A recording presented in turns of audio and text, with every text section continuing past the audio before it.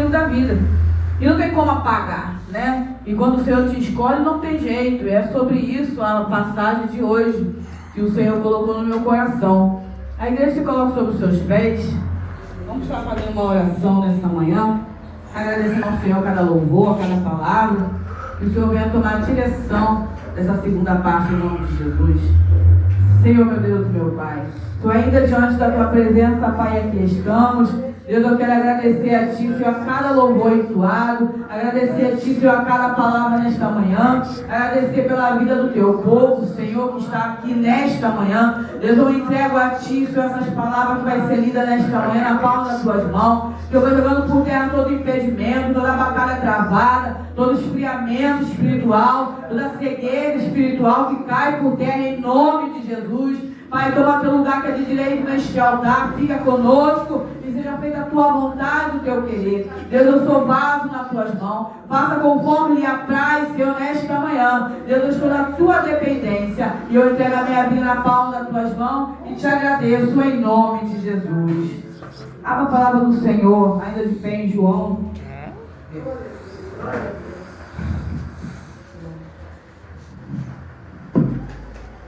Aleluia, João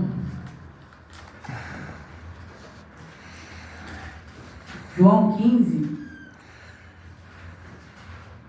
Vamos ler o 6 e o 7. E como foi cantado aqui, né? O amor é tudo. E aqui nessa passagem ela fala um pouquinho sobre também, né? Que fala a continuação das últimas instruções aos discípulos. O Senhor Jesus instruindo os discípulos. João 15. O 6, o 7, todo mundo achou aí? Amém? Quem não tem Bíblia, junta com alguém. E diz assim a palavra do Senhor: se alguém não estiver em mim, será lançado fora, como a vara, e secará. E os colhem, e lançam no fogo, e ardem. Se vós estiveres em mim, e as minhas palavras estiverem em vós, pedireis tudo o que quiseres, e vos serás feito. Senta dando glória a Deus. Aleluia. Essa palavra que o Senhor deu ontem, essa passagem, e ela diz um pouquinho de cada coisa que foi cantada e falada aqui nessa manhã. E aqui fala também de amar uns aos outros, que eu não vou entrar nessa parte, porque não é sobre isso que eu quero falar. Aqui no 12, no 13, no 14, o Senhor Jesus ele fala, né? O maior dos mandamentos. Porque se você não amar o seu próximo, você não ama Cristo. Como eu já falei aqui, porque Cristo é amor. E Ele morreu na cruz do Calvário por mim e por ti. Então, um dos mandamentos é que você ame o seu próximo. E como que isso é difícil, o Senhor Jesus ele sabia dessa dificuldade. Se vocês que estão sentados aqui falar que é fácil, você amar o próximo, aquele que calunia você, que fala mal de você, que aponta você, que critica você, que faz mal para você, como é que você vai dobrar o teu joelho e ali entregar nas mãos do Senhor e abençoar aquela vida? Aquele que está sentado e falar que isso é fácil está mentindo. Não é que o Senhor colocou isso na palavra dele, para que fosse cumprido isso. E aqui a palavra do Senhor também fala, né, sobre aquele que está ligado em Cristo Jesus, que o Senhor Jesus ele tem compromisso com quem tem com ele. E engraçado que ontem, quando eu fui fazer uma visita ontem, rapidamente, pela parte da manhã, a gente tem que estar atento todo momento, senão me perdoe minha garganta de manhã, ela ficou muito ressecada. Fui fazer uma visita rapidamente, me pediu socorro de manhã. E eu não posso deixar passar de falar isso. E antes de ir para o mercado resolver meus assuntos, eu chamei a Jéssica e falei, gente, presbítero, os dois estão ocupados. Um está com a avó, o outro está fazendo a obra dele lá, né? E as irmãs estão ocupadas. Eu falei, meu Deus, quem que eu vou? E chamei a Jéssica. E a gente foi. E eu falei, Senhor, entra, vai na frente, porque eu sei que tem um demônio em pé naquele portão, já esperando para fazer a ruaça. A importância de você estar ligado o tempo todo. Você não tem que ficar ligado somente quando você está na casa do Senhor, mas quando você está fora dela também. Porque quando você está fora, Satanás ele vai fazer coisas para poder te envergonhar, para poder ali atrapalhar a sua mente, para poder fazer confusão. E ali quando eu entrei, eu falei, Senhor, vai na frente. E pensa num lar tribulado, num lugar perturbado, e o Senhor já falou, Satanás está esperando um motivo para poder ali fazer bagunça, como o demoniado de Gadareno. Assim como a gente já leu, né? Sobre aquele endemoniado que andava entre o sepulcro, que ele andava rugindo, que ele andava sem roupa, ele quebrava as correntes, os grilhão, as cadeias, ele quebrava tudo que tinha na frente e ele dormia entre o sepulcro. Então, antes do Senhor chegar, ele já falou, ele foi ao encontro de Jesus e falou: que tenho eu contigo. Mas ali ele teve que fazer reverência ao Senhor. E é assim que Satanás tem que fazer, né? Porque só o Senhor é Deus.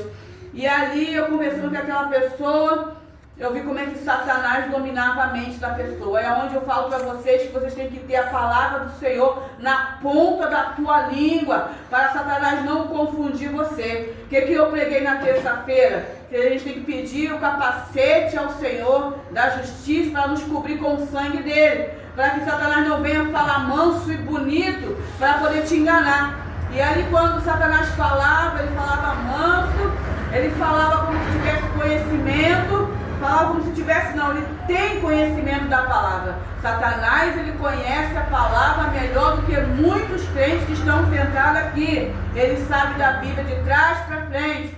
E ali ele falava manso, com sabedoria assim, né? Ele achava e o Senhor falava comigo: fala assim, assim, assim com ele. Fala assim, assim, assim com ele. Eu comecei a rebater o que ele falava.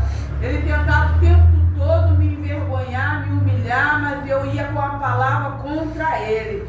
E uma pessoa que ela não está na posição que o Senhor quer, uma pessoa que não faz a vontade do Senhor, como é que ela pode falar que o Espírito habita nela se ela não faz a vontade de meu Pai? Se ela não faz o querer do Senhor? Não tem como jorrar dois tipos de água de uma fonte só. Não tem como sair água doce e água salgada de uma mesma fonte. Não tem como você falar que você serve ao Senhor se você não está alicerçado ali na videira, se você não está em Cristo Jesus.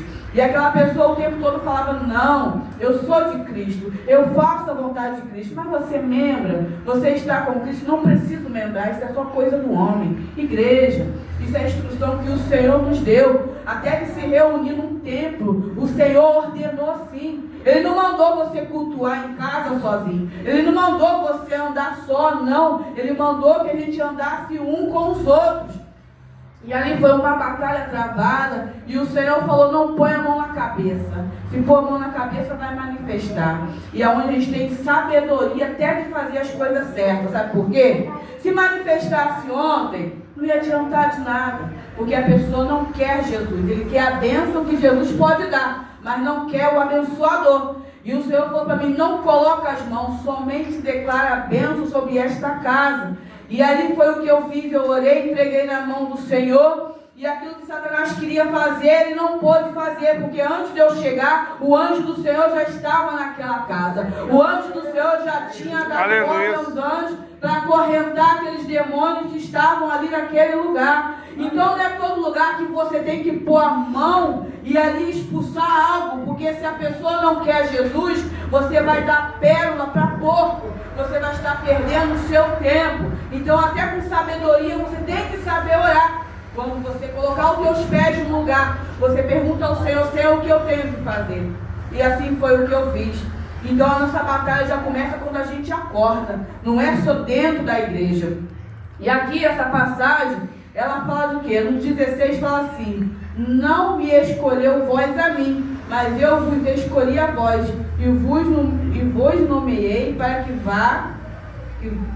que vedes e dê fruto. Então o Senhor está falando aqui que foi Ele quem nos escolheu. Às vezes a gente pensa assim: eu aceitei a Jesus. Não, Jesus ele te escolheu. É onde muitas pessoas, quando é escolhido, não entendem o teu chamado. Muitos que estão sentados aqui nesta manhã foi escolhido pelo Senhor Jesus, mas não entende o teu chamado. A gente pode ver que Davi, quando ele foi ungido como rei, ele era o quê? Pastor de ovelhas. Ele cuidava do rebanho. Mas quando Deus deu uma ordem, porque ele rejeitou a Saul, o Senhor Jesus rejeitou a Saul. Ele não quis mais saber, porque ele desobedeceu ao Senhor. Por causa de algo que o Senhor mandou ele fazer, ele não fez e ele perdeu o seu trono. E o Senhor o rejeitou. E ali quando Davi foi escolhido e foi ungido, o que aconteceu com ele? Ele foi direto para o palácio? Não. Não, ele não foi. Ele continuou vivendo a vida dele como pastor de ovelhas. Continuou aonde? No campo, ali fazendo a vontade do Senhor. Ele continuou ali porque grande era o chamado, mas o Senhor ainda estava moldando, forjando o seu caráter. Davi continuou no campo, Davi continuou cuidando das ovelhas, Davi continuou fazendo aquilo que ele sabia fazer. E muitos hoje em dia estão na igreja e quando é ungido, ele já quer sair correndo, ele já quer fazer, administrar a igreja como pastor, ele já quer fazer coisas grandes, sendo que não tem conhecimento. Por que Deus deixou Davi onde ele estava? Para ele ganhar conhecimento ainda mais. Porque não é todo mundo que sabe cuidar de ovelhas. E eu não estou falando de animal, eu estou falando de seres humanos. Porque todos nós que estamos aqui somos ovelhas do Senhor. Mas não é todo mundo que sabe lidar com ovelhas. Tem pastor que tem chamado de pastor, mas não sabe apacentar. Tem pastor que não sabe acariciar, mas tem pastor também que não sabe puxar a rédea de ovelhas. Deixa a ovelha fazer o que quer, ir para onde quer, fazer do jeito que quer. E não é do nosso jeito, é do jeito do Senhor. Então o Senhor deixou ele lá para que ele tivesse conhecimento de como cuidar, de como lidar, de como acariciar e de como também afastar. Então hoje em dia não é diferente. Hoje em dia nós vemos pessoas que têm chamado e já quer correr. Tem pessoas que não querem aprender. Tem pessoas que não querem ganhar conhecimento da palavra do Senhor. Mas a gente sabe que lendo a palavra do Senhor, mesmo aqueles que são chamados como um dia o Senhor me chamou desde o ventre da minha mãe, mas teve todo um trajeto, teve todo um processo que eu não sabia, mas o Senhor ele já sabia. Eu aprendi a cuidar de ovelha mesmo não sendo pastora. Eu aprendi a cuidar de almas, mesmo não tendo conhecimento. E ali o Senhor me entregou 5, depois o Senhor me entregou 10, depois o Senhor me entregou 20, até chegar em 36. E ali eu comecei a cuidar de 36 pessoas. E as pessoas achavam que eu era pastora também. E eu só liderava um grupo. E era de diversas idades, desde 5 anos até os 60 anos. Então, era mentalidade diferente, era pensamentos diferentes. E o Senhor vai fazer isso quando Ele te der um chamado, te der algo para fazer. O Senhor vai trabalhar no teu caráter. O Senhor vai forjar você. O Senhor vai te separar para uma grande obra. Então não é de imediato, não é correndo. E tem pessoas que não aceitam aprender. Tem pessoas que não aceitam ficar ali e esperar um pouquinho mais. É onde o Senhor entrega algo na mão e não consegue dar conta. É onde muitas pessoas estão na frente de obras e recuam, volta atrás. Então é melhor você ganhar conhecimento. E o melhor lugar para isso é aqui, na palavra do Senhor. Não tem outro caminho se não for a palavra do Senhor. Então aqui o Senhor fala, quando a gente leu no 17, no 6 e no 7, tudo aquilo que a gente pediu no nome dele, ele fará. Mas aquele que está nele.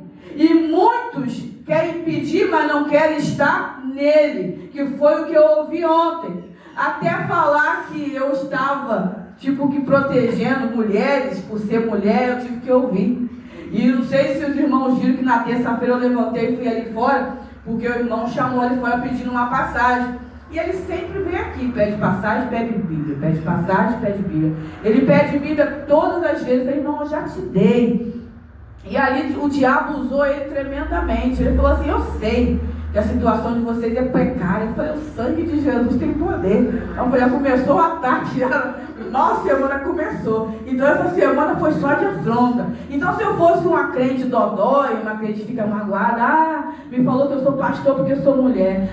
Me falou que a minha oração não surte efeito. Me falou que a nossa igreja não serve de nada, vamos dizer assim, né? A gente é pobre coitado. Mas aquele que tem o Senhor Jesus como teu auxílio, ele tem tudo. Porque o Senhor provê, o Senhor cuida, ele entra na hora certa, ele faz aquilo que a gente precisa, igreja. Então não importa verdadeiramente se tiver 2 ou 3 aqui, se o Senhor está na casa, é o que importa. E isso para mim é importante. Quando o Senhor está no altar, quando o Senhor ele confirma o culto, quando Ele confirma a palavra, é isso que me importa. Não quero saber de casa cheia. Eu não quero saber do povo só fazendo barulho. Eu quero saber se o Senhor está aqui. Quando alguém entra enfermo e o Senhor cura, quando alguém entra triste e o Senhor consola, essa é minha alegria. Então Satanás ele começou desde já com a afronta, desde a semana. Eu falei, meu Deus, para Satanás estar nessa fúria, é porque grandes coisas estão por vir nesse lugar. Porque quando as coisas boas estão para acontecer, Satanás ele se levanta com fúria. Ele se levanta para poder cegar você, para que você venha murmurar e ali você perder a tua bênção. Lembra disso, quando as coisas estiverem apertando, quando as coisas estiverem difíceis, é porque a bênção está chegando. E a gente vê aqui pessoas ali que foi escolhida pelo Senhor Jesus, assim como você foi. Nós vemos que José, ele foi escolhido. E o que aconteceu com José, igreja? Ele foi vendido. Ele foi vendido pelo teu próprio sangue. Vocês param e meditam sobre isso. Uma pessoa pegar o próprio irmão e vender o teu irmão por ciúme do irmão. Olha o que o ciúme, a cegueira faz com a pessoa. Mas o Senhor já tinha promessa feita para ele. O Senhor já tinha separado José para uma grande obra. Não importa o que fizeram com ele. Não importa que pegaram e venderam ele. O Senhor se esqueceu dele? Não. As mãos do Senhor se afastou de José? Não. Ele foi abençoado da mesma forma. Mesmo quando ele estava preso, naquele grande dia, o Senhor se lembrou de José.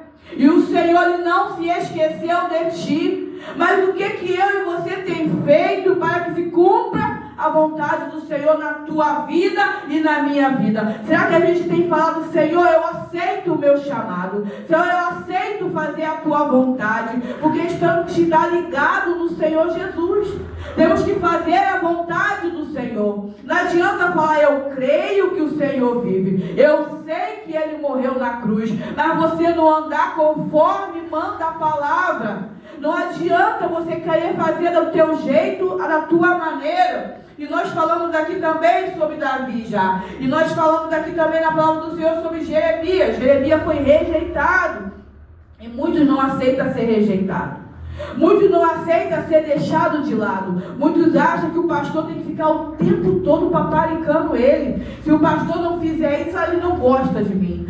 Ele não liga para mim. Eu vou sair dessa igreja, eu vou para uma igreja aonde os outros gostam de mim. Mas não é que não gosta, porque pastor, ele tem que dar conta de todas as ovelhas. Ele tem que saber que cada um precisa, a necessidade de todos que estão aqui dentro. Por mais que vocês sejam pouco, quando eu vou orar ao Senhor, eu falo, Senhor, visita a irmã tal. Senhor, dá vitória naquela causa da irmã tal. Senhor, toma teu servo na palma das tuas mãos. A minha oração é essa. E por último, eu vou lá e entrego a minha vida nas mãos do Senhor. Isso é quando eu entrego, quando eu lembro. Sabe por quê? Porque eu tenho amor a cada um de vocês que estão aqui. E não falo sobre dinheiro. Eu não quero saber o que entra, o que sai. Não é sobre dinheiro. Que as pessoas pensam que quando abre uma igreja, tem dinheiro sobrando, tem dinheiro rolando. E a nossa igreja aqui é carente de tudo. Nós ficamos aqui na dependência do Senhor.